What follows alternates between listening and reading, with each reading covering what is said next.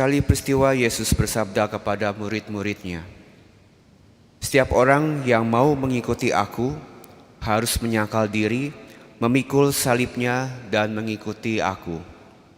Karena barang siapa mau menyelamatkan nyawanya, akan kehilangan nyawanya. Tetapi barang siapa kehilangan nyawanya karena aku, ia akan memperolehnya. Apa gunanya bagi seseorang jika ia memperoleh seluruh dunia, tetapi kehilangan nyawanya? Apakah yang akan diberikannya sebagai ganti nyawanya? Sebab Anak Manusia akan datang dalam kemuliaan Bapanya, diiringi malaikat-malaikatnya. Pada waktu itu, ia akan membalas setiap orang setimpal dengan perbuatannya.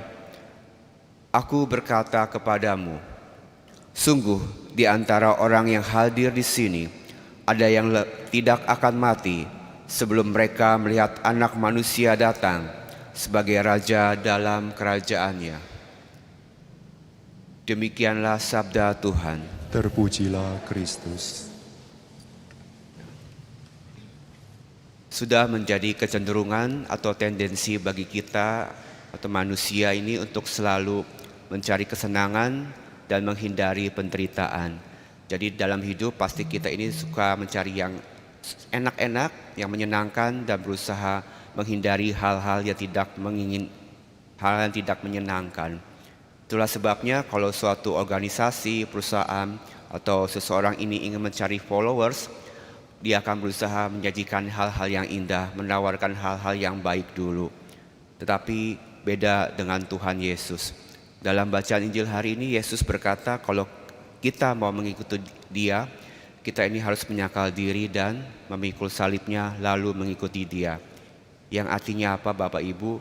Bahwa untuk mengikuti Tuhan itu ada harga yang harus dibayar, dan ini bukanlah suatu hal yang mudah, bukan harga yang murah, melainkan dibayar dengan penderitaan, dengan hal-hal yang mungkin tidak kita sukai. Pertanyaannya, apakah kita bisa? Tentu dengan mengandalkan kekuatan sendiri kita akan sulit. Kita butuh rahmat Tuhan, kita butuh pertolongan Tuhan. Sekiranya inilah yang juga telah diteladankan oleh para kudus, para martir kita di surga. Seperti hari ini kita memperingati Santa Clara dari Assisi. Kalau kita lihat sejarah hidupnya, teladan hidupnya, Santa Clara ini sebelum menjadi seorang biarawati, dia adalah seorang putri orang kaya, putri ya bisa dibilang bangsawan. Dia begitu cantik, memiliki rambut yang indah. Tapi dia ini meninggalkan segalanya, dia menolak untuk dinikahkan dengan seorang bangsawan, pria kaya raya. Dia malah lebih memilih untuk mengikuti jejak Santo Fransiskus Assisi. Mengapa?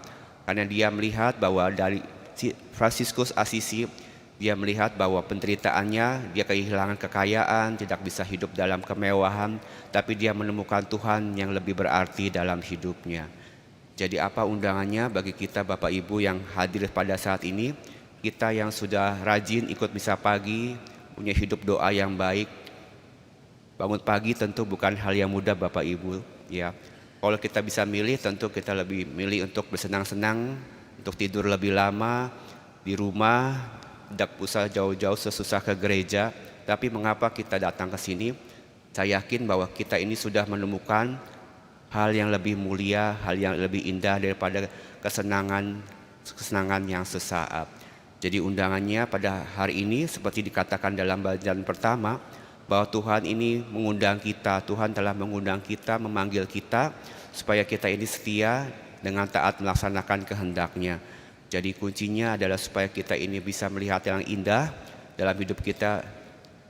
Di samping banyak hal-hal susah, penderitaan dalam hidup, kita ini taat dulu kepada Tuhan, kita mau taat segala terhadap perintah-Nya sehingga mata kita ini bisa melihat bahwa di balik penderitaan kita ini melihat Yesus yang lebih indah, yang lebih besar dari segala kesusahan dalam hidup kita.